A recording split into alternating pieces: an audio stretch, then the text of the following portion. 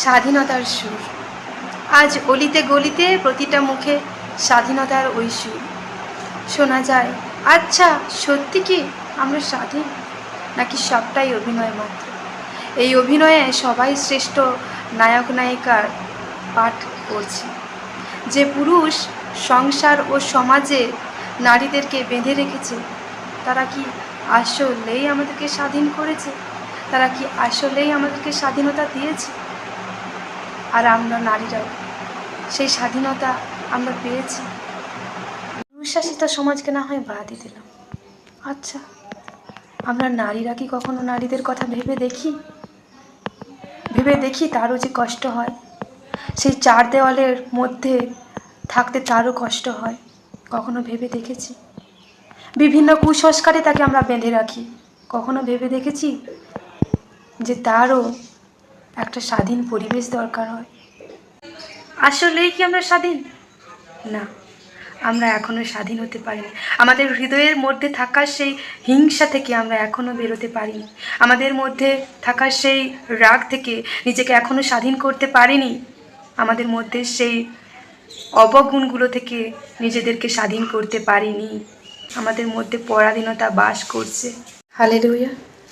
আমরা পাপ থেকে স্বাধীনতা পাইনি। আমাদের মনের মধ্যে এখনও হিংসা রয়েছে, যে হিংসার দরুন দেশ বিদেশে এত যুদ্ধ চলছে। আজকে আমরা কি সত্যি স্বাধীন? না, আমরা পাপের কাছে এখনও পরাধীন।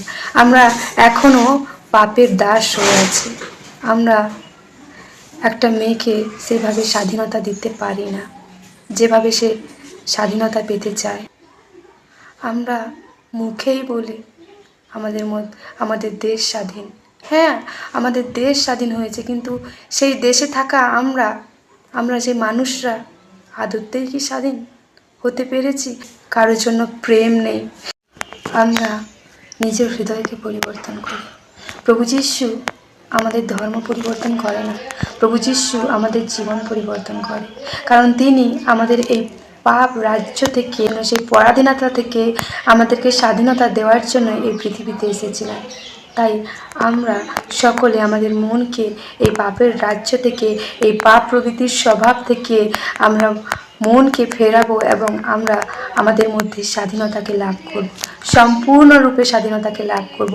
এখনও পর্যন্ত আমরা অনেক নিয়মের মধ্যে বাধা আছি, এখনও পর্যন্ত আমরা অনেক কুসংস্কারের মধ্য দিয়ে আমরা যাচ্ছি। ঈশ্বর সেসব কিচ্ছু চায় না। আমাদের মধ্য থেকে ঈশ্বর শুধু প্রেম চায়, যেন আমরা একে অপরকে যেন প্রেম করতে পারি।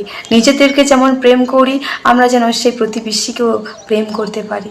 আমাদের মধ্যে সেই প্রেম এখনও আসেনি, সুতরাং আমরা এখনও স্বাধীনতা লাভ করতে পারিনি। সেই প্রেম যখন আমাদের মধ্যে আসবে, তখন আমরা স্বাধীন হতে পারব, তখন আমরা স্বাধীনতা লাভ করতে পারবো।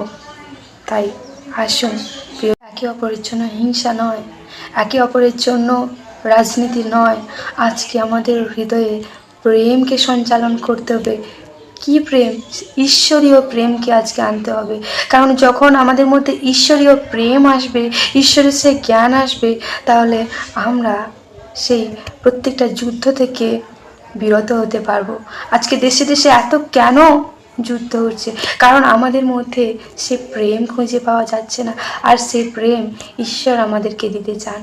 ঈশ্বর আমাদেরকে সমস্ত অধার্মিকতার হাত থেকে রক্ষা করে সূচি একটা জীবন দিতে চান, একটা সেই স্বাধীনতার সেই সুখ দিতে চান, স্বাধীনতার সত্যিকারের সেই সুর দিতে চান, যে সুরের ছন্দ থাকবে, যে সুরের ছন্দ কেটে যাবে না গ্লানিতে, অহংকারে, নিঃস্বার্থতায়।